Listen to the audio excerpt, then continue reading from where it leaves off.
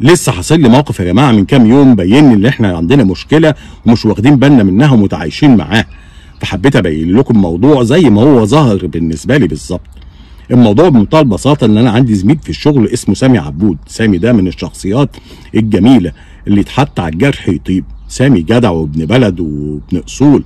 سامي على طول بشوش وضحوك، تنزل تقعد معاه ساعتين على القهوه تحس ان انت غسلت كل مشاكلك وكل همومك.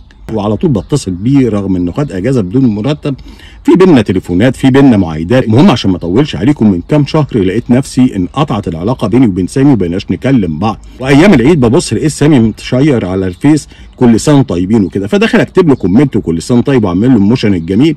قلت لا يا اخي ده سامي ده حبيب، كلمه احسن. المهم بعد ما اخلص اللي في ايديا ابقى اكلمه.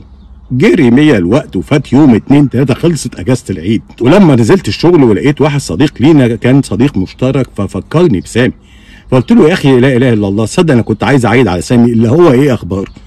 لقيته بص لي وقال لي تعيش انت. قلت له ايه؟ قال لي ايوه سامي اتوفى. قلت له يا اخي بطل تهريج، ده انا لسه من يومين 3 واحنا في الاجازه شايفه مشير. انا خدت الموضوع صدمه، ده انا لسه كنت عايز اعيد عليه لا اله الا الله. طب ما كلمتوش ليه؟ الشيطان لهاني. قمت على طول ورحت ماسك الفيسبوك وفاتحه، قلت اتاكد ايه اللي بيقوله لي ده، سامي مات ازاي مات. دخلت لقيت فعلا المدام بتاعته هي اللي بتشير الميموري بتاعه. وانا لو كنت دخلت عملت كومنت كل سنه انت طيب يا ابو السام، كان زماني بعيد على حد مش معانا في الدنيا وبتمنى له الصحه وهو متوفي. انا كنت كلمت سامي في خلال ال6 اشهر، بدل ما انا منتظر انه يعيد عليا في عيد ميلادي وانا عايد عليه بموشن ولا بكومنت، كان زماني كلمته يوم ولا 2.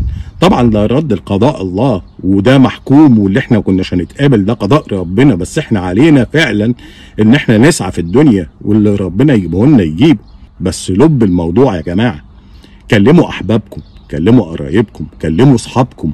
المفروض في الاصل ان كنتوا تزوروهم وقولوا القربى منكم تودوهم، مش المفروض حتى ان احنا نتكلم. لكن عارف ان الدنيا تلاهي وما اقدرش انظر على حد، بس ارجوكوا كلموا الناس اللي بتحبوهم، خلوا العلاقه بينكم تتحس، خليش مشاعرك محصوره جوه حته كومنت ولا موشن لاف ولا كلام من ده. استخدموا السوشيال ميديا، ما انا بستخدمها اهو، بس حاولوا تستخدموها الاستخدام اللي يفيدكم بس. حافظوا يا جماعه وربنا يعينكم على حياتكم الحقيقيه من غزو الحياه الافتراضيه.